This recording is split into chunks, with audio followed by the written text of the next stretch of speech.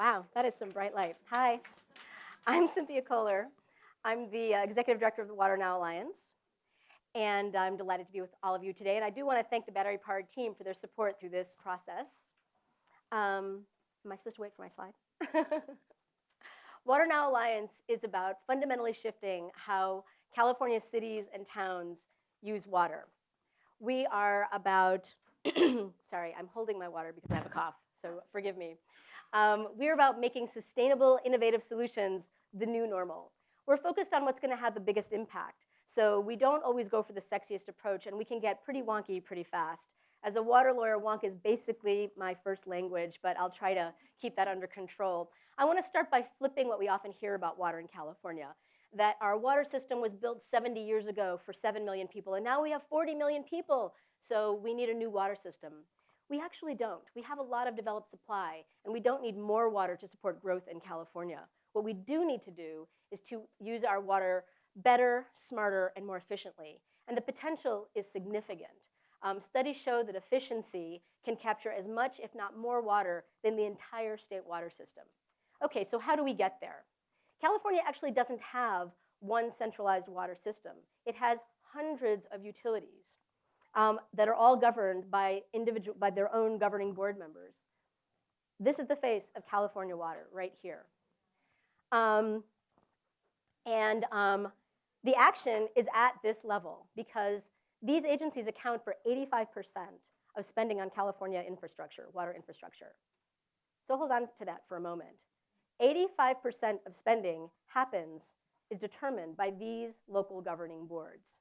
I'm an elected water board member myself, and I've served on my local board for about 12 years, and what I realized is that nobody was talking to us about sustainable alternatives. There was no forum, no centralized place to go to get information about unconventional alternatives.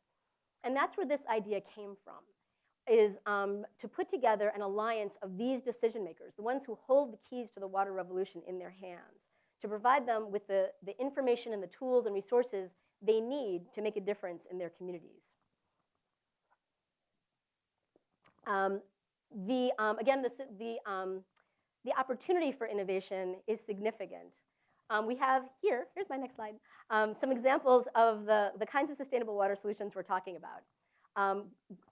Gray water reuse that we just heard about, Xerscape, efficiency tech, leak detection, green infrastructure. All of these are opportunities that can be jump-started by local decision makers, but they face daunting challenges. Changing cultural norms is hard, and that's where WaterNow Alliance's unique value comes in.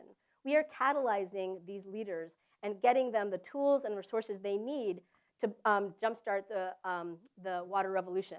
For example, one of the hardest things about getting sustainable solutions to scale is, not surprisingly, how to pay for them.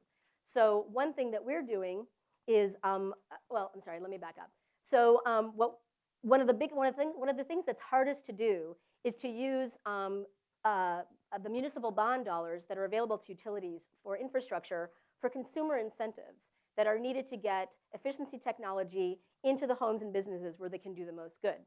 So we're addressing this by launching a project to fix accounting rules. Okay, I've lost you all, right? I warned you it was going to get wonky. This is actually huge, potentially revolutionary, because when our wonky accounting project is successful next year, we will be unlocking potentially tens of millions of dollars in utility capital for the solutions we were just talking about. And the urgency is now. We've been talking about it all day, right? I mean, the drought and climate change, that's our new water reality, and it's not going away. And the kinds of transformation that we're talking about is not going to happen organically. You need the kind of focused, conscious effort that the WaterNow Alliance can provide to move the political leaders who really do hold the keys in their hands. And California is ready for this transformation. We're seeing it every day, and leaders are ready. I don't know if you've all had a chance to look at our video, but I hope you will. The excitement around what we're doing and the energy there is palpable. So what about impacts? We are all about tangible results on the ground. We want to see real change in community. That's part of what we're doing. So for example, we're looking for a 50% increase in spending on sustainable water in Alliance communities. We're putting projects on the ground like gray water training for landscapers and contractors in hard-hit communities in the Central Valley, so that they have the kinds of opportunities we were actually just hearing about from Global Green. And we're working on policy barriers. For example, the IRS, in its infinite wisdom, has decided to treat water rebates as taxable income. Kind of a major disincentive if you're trying to get efficiency in homes and businesses. We're working directly with the White House to fix that. And we're excited that it looks like we're going to have a lot of success this year. It is a very exciting time to be part of this brand new organization. And that's part of why we're so excited to be here with you. We are just coming off of our launch event not even a month ago. And the excitement, as I said, was palpable. And what we're looking for from all of you, what you can help us with, is to get to the next level. The support that you can provide us as a new organization would be so significant. We'll be able to double our core staff and triple our reach, reaching hundreds of communities and millions of Californians.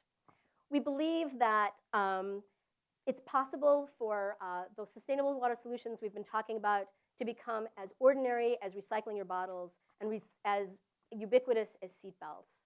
We are so committed to this work because we think that providing safe, accessible, affordable water for all is one of the most important legacies we can leave for the future. And that is why we are so committed to this work and so delighted to have the opportunity to present to you today. So thank you for your consideration, and I'm happy to answer your questions.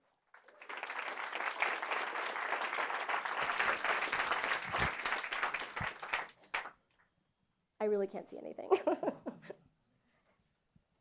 No questions? Really? I'm so sorry. Oh, there you are. I'm sorry. So what does it look like on the ground? Are you convening a conference and a symposium? Are you lobbying? Like what does it look like on the ground? You talked about a couple of things that you're working on, but how is that happening? Sure. So we have actually a three-part strategy, and I'm so glad you asked that, and I hope everybody has a chance to read our extremely well-written application that explains all of this in more detail than you could possibly want. But our strategy is basically three parts. It's partners, projects, and policy. The partners is the convening. So yes, we are doing convenings. We're bringing these water leaders together because that's what we were hearing the need for. They're isolated. And bringing folks together and having them hear that there are other people in communities struggling with these issues is incredibly important. We're also bringing in partners. We're not trying to do everything ourselves. We are, like I say, we're an agile organization. So we have a very extensive network of partners, and we're putting that all together. So that's the partner piece. The projects is what I was talking about here. We're working with specific individual communities to make to build a portfolio of success that we're then going to be promoting and advertising on our website and other things, because everybody has the courage to go second, right? So by showing that these things can actually work and save water and be politically beneficial, and let me make really clear, we're talking about water leaders here, and that's what's unique. We're not trying to change utility culture because that's a much longer process, but the decision makers are where the action is. And then finally, policy. As I said, the money is at the local level, but we need to make sure that we have policies in place at the federal level, although just to be clear, we're not doing any legislative lobbying. The policy work that we're doing is all at the administrative level and in the agencies. So we're working with the IRS to get rid of their stupid taxable income policy. We're working with other organizations to make sure that federal rules are in place that do not limit the ability of local utilities to do what they need to do. I'm sorry, I'm being told to stop. Is there time for one more question or no? No more questions. I'm sorry. Thank you so much.